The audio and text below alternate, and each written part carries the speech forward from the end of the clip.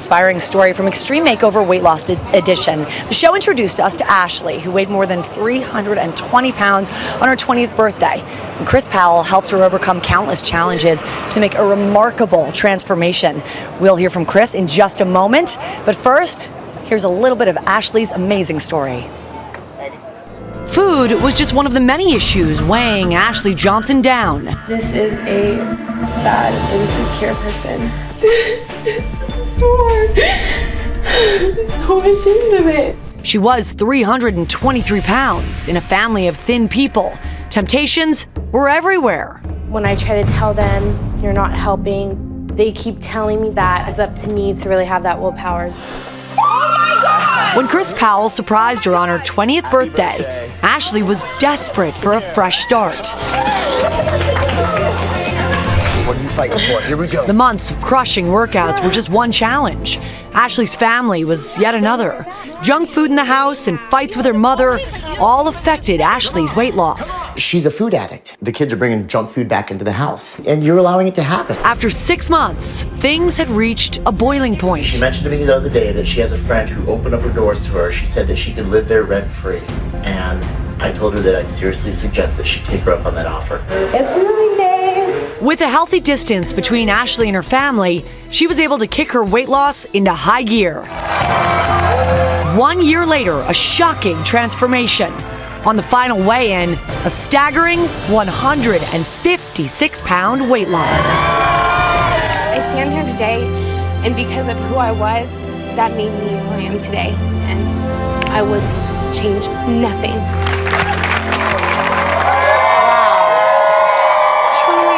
Chris. Isn't she beautiful? Amazing. Chris, obviously host of Extreme Makeover Weight Loss Edition. Everybody, welcome Chris Powell. Yeah.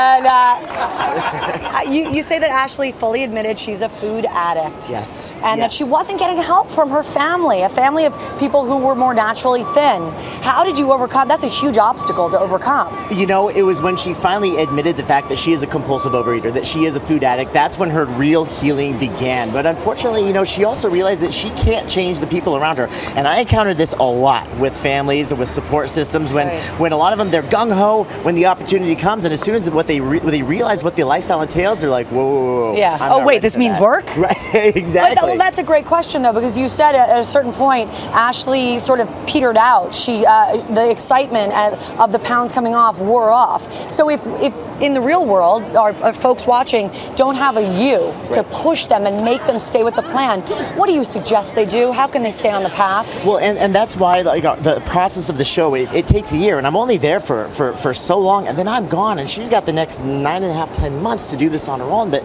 the one thing I recommend for everybody is find a fitness-minded community, like a support group, like a yoga group or a tennis club or a basketball league or CrossFit. Weight Watchers.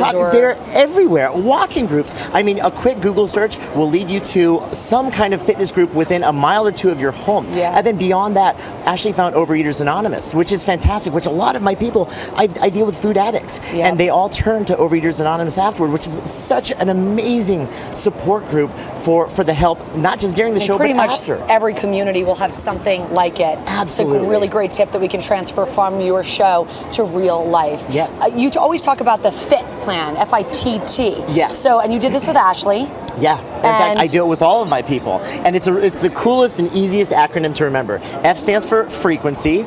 And so basically what we're talking about is that your body will adapt to everything that we do. And so after 5 or 6 of the same kind of workout, your body begins to adapt. If we want to get continued results and do like extreme stuff where we're talking to lose a lot of weight, then we always have to increase the frequency. So instead of 3 days a week, bump it up to 4 days a week. The intensity, so instead of like say a 3.0 on the treadmill, bump it up to 3.5 or a 4.0.